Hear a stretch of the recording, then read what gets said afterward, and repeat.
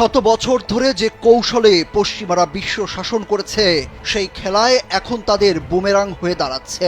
এক সময়ের অর্ধ পৃথিবী শাসন করা মুসলিম আবারও বিশ্ব শাসনের প্রস্তুতি নিচ্ছে। সৌদি আরব, আমিরাত, কাতার, তুরস্ক থেকে শুরু করে ইরানের মতো মুসলিম দেশগুলো নীরবে নিভৃতে সেই পথে এগোচ্ছে, যা আজ করতে পারছে না পশ্চিমা বিশ্ব। পৃথিবী দেখছে মুসলিমরা সর্বত্র মার খাচ্ছে, কিন্তু পবিত্র কোরআনে আল্লাহ বলেছেন নির্যাতিত ও দুর্বলদের তিনি শক্তি ও নেতৃত্ব দান করবেন। এ যেন সেই অঙ্গীকারেরই সূচনা।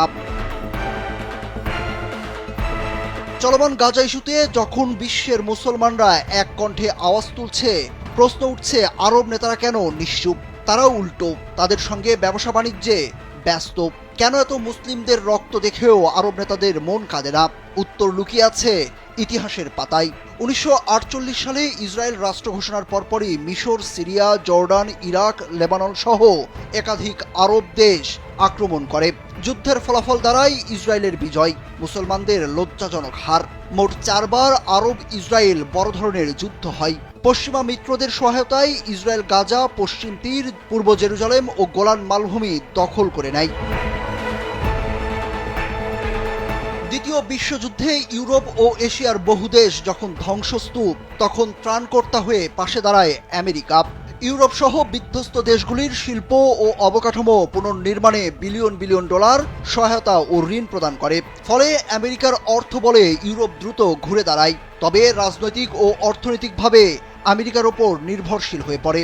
বলা হয় যে সে সময় দক্ষ নেতার পরিচয় দিয়েছিলেন মার্কিন প্রেসিডেন্ট রুজভেল্ট, যার কৌশলে বিশ্ব সুপার পাওয়ারের সিংহাসনে আরোহণ করে আমেরিকা। এবার পুঁজিবাদীদের সাথেই পুঁজির খেলা খেলছে মুসলিম বিশ্ব।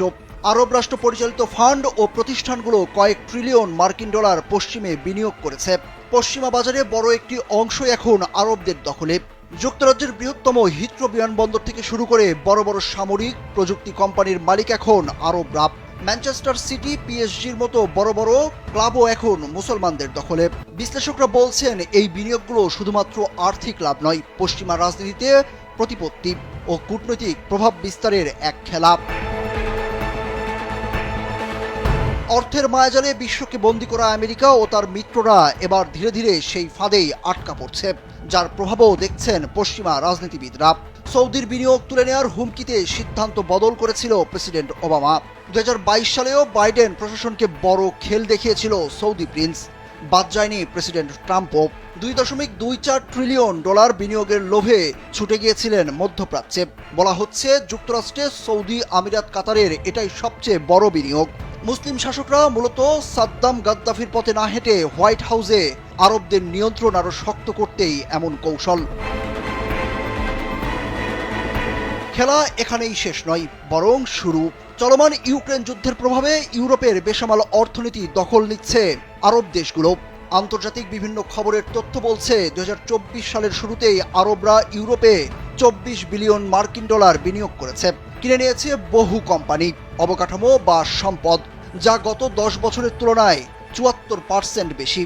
মুসলিম রাজ্যে পশ্চিমা সাম্রাজ্যে আধিপত্য বিস্তার করছে তার বড় প্রমাণ মেলে সম্প্রতি গাজা ইস্যুতে যুক্তরাজ্য, ফ্রান্স সহ বড় পশ্চিমা দেশ ফিলিস্তিনিদের পক্ষে বলছে। অনেকের ধারণা ইউরোপের অর্থনীতিতে আরবদের বিনিয়োগ ও কূটনৈতিক চাপেই এমন নীতি বদল। পশ্চিমারা ধীরে ধীরে মধ্যপ্রাচ্য থেকে নিজেদের গুটিয়ে নিচ্ছে। বিশেষ করে আমেরিকা সুপার শক্তি থেকে রিজিওনাল শক্তিতে পরিণত হচ্ছে। অনেক বিশ্লেষক এটাও বলছে অদূর ভবিষ্যতে বিশ্ব অর্থনীতির নতুন মোড়ল হতে পারে মুসলিম বিশ্ব। সুরুজ আহমেদ, কালবেলা।